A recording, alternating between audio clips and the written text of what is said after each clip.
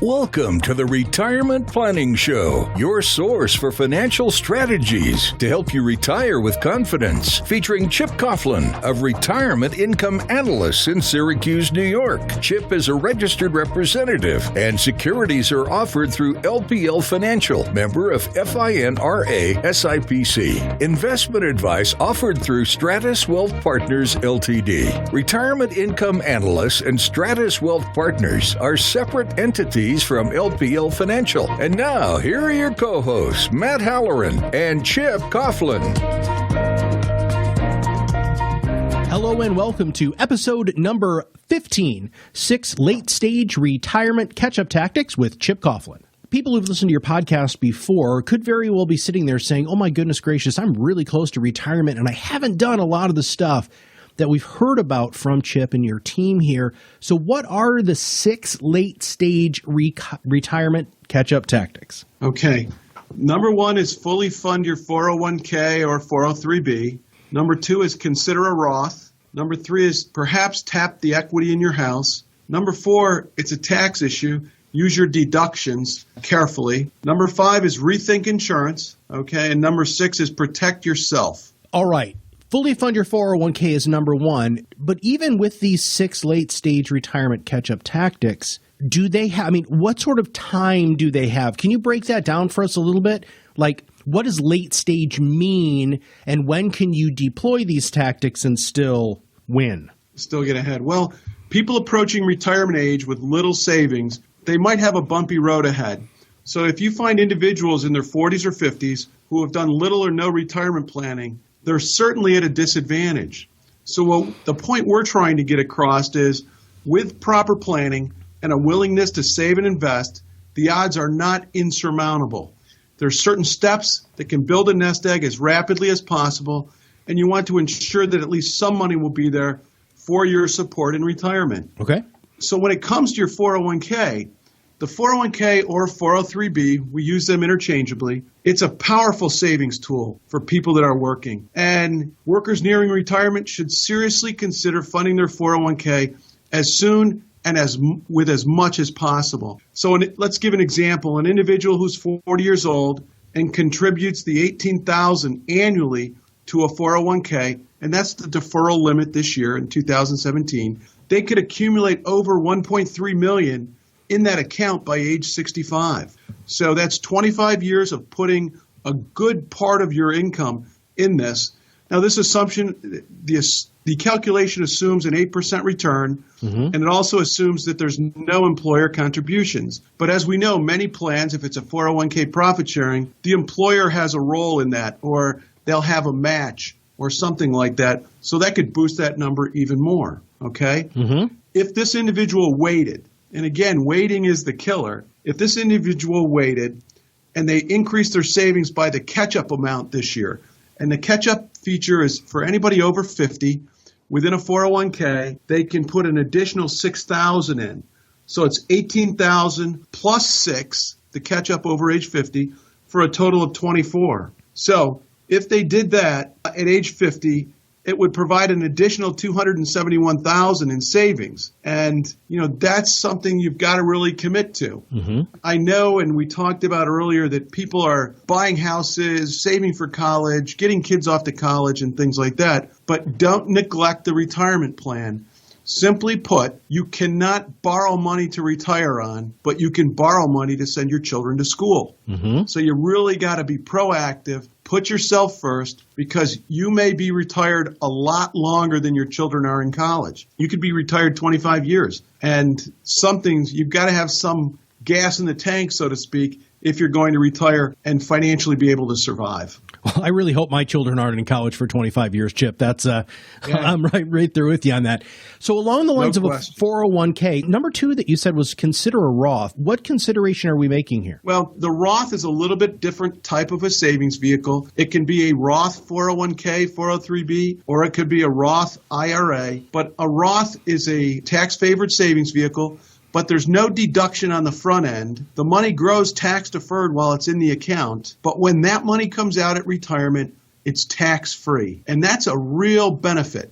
Because if you are doing some tax planning when you retire, the Roth IRA may be something that you can use to reduce your taxable income and get you to the next lowest tax bracket to save money on your federal and state taxes. I know you don't have a crystal ball, but there are a lot of people who think because of what has been going on with government spending that taxes are going to have to go up. Do you think it is better to take advantage of a Roth sooner rather than later, or is there like an indicator that a financial services professional like you would have, or some sort of red flag that would say, hey, Chip, now's the time? Is there any formulas like that, or am I way off? Well, not really, but if someone has a Roth option on their 401k, many times they like the income reduction of the regular deposit into a 401k because it reduces your taxable income. But I'll say, let's not get hooked on that. Let's take a third of what you're putting into your 401k and put it into the Roth. Because at retirement, having a significant store of tax-free dollars from a planning situation is tremendously valuable. So I want them to build up a nice tax-free account through that Roth IRA that they can draw down when they get to retirement. Because let's face it, I think, as you just mentioned, taxes are going to go up because the cost of goods and services with inflation goes up every year. The cost of health care and the cost of pensions goes up every year. So taxes may have to go up. They may make us feel better by giving us a lower tax rate, but you'll end up paying more taxes in the long run. So having the Roth can give you some tremendous tax planning potential. Fantastic. All right, you said tap into your equity, and honestly, Chip, that really perked my ears up. What do you mean by that? Well, many times people's largest asset is their home, and they take a 30-year mortgage and they're at it, and maybe they pay a little extra and they pay that home off, but in a pinch, the equity in your house can be turned into an income, and a reverse mortgage is one of the tools that allows that to do so. I tell everybody, be very careful here. Exhaust all of your other planning possibilities first, but borrowing against the equity to fund living expenses may make sense if you've been deficient in the planning along the way. You can shorten the repayment period. The rates today are pretty good.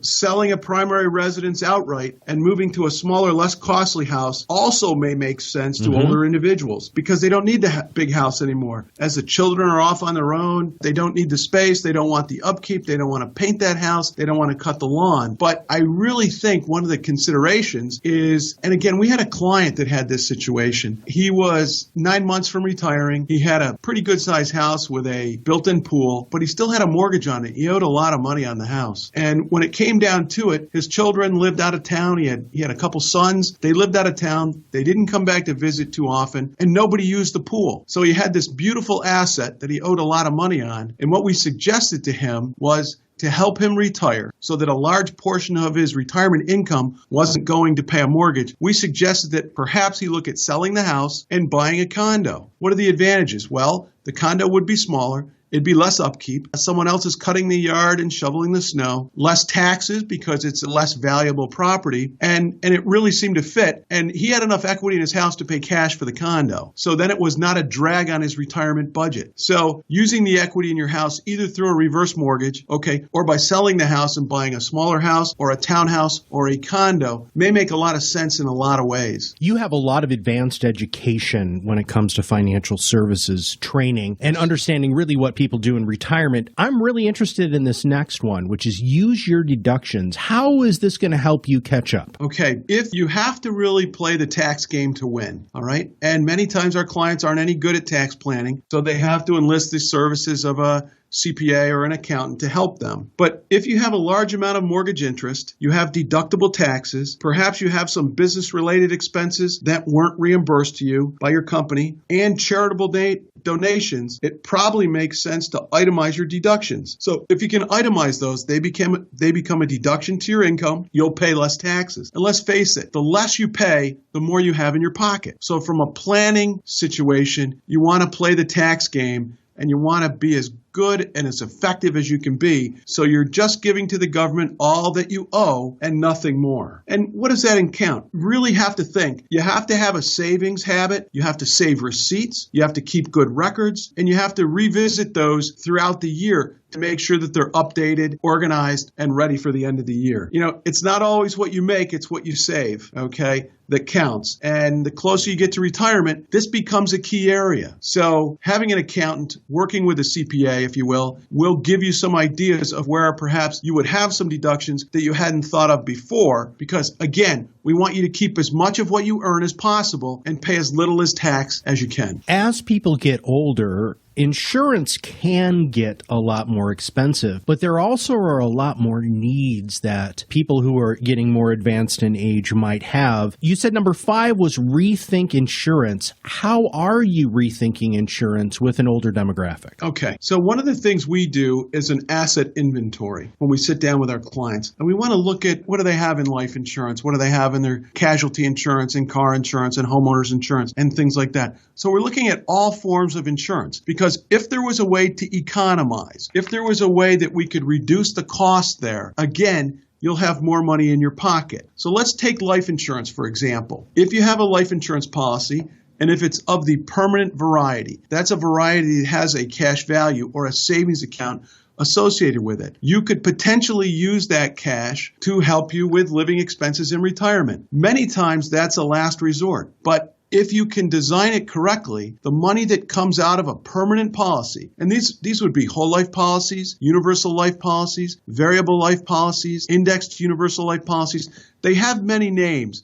But the commonality between them is they built up a value, a store of value within those policies. And if you have a significant store of value, you may want to consider that as a source of income when you retire because the money comes out of the insurance policy tax-free. It's like a Roth. It's tax-free money, to help you with your lifestyle. Consider also if the original need for the insurance is no longer there, okay? If you had a life insurance policy, we would look at how much your surviving spouse needs to live on, final expense costs, the cost of college for your children, and maybe the mortgage. Well, the mortgage may be paid off. The kids may be out of school, all right? The wife's income, spouse income needs to the wife might not be as great because you've built up your 401k and 403b and so on. So you have to do an analysis to see if that policy is still effective for you or are you spending money in an area where you could economize. And again, we warn everybody, before ever canceling a policy or assessing its cash values, consult your tax advisor and an insurance professional to review what your needs are. Because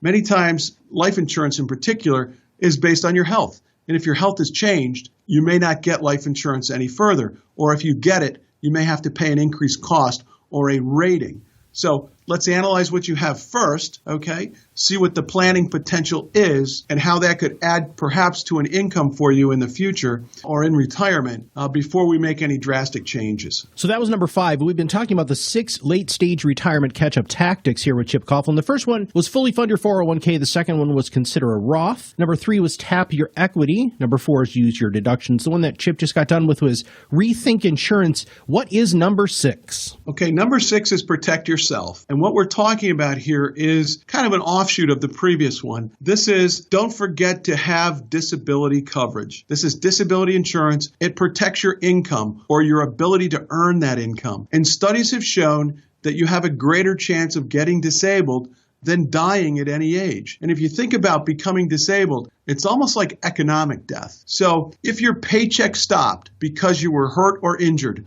on the job or off the job, we still have bills to pay because the mortgage company doesn't say to you, hey, you're a great guy, but now that you're disabled, we're not going to have you pay anymore. They're going to send that mortgage payment to you every single month. And you have a lifestyle that's predicated upon your income. So we want you to insure your income or your ability to earn that income so that if anything happens to it, you've got an amount of money that's coming in every single month, pre-planned upon, till typically age 65.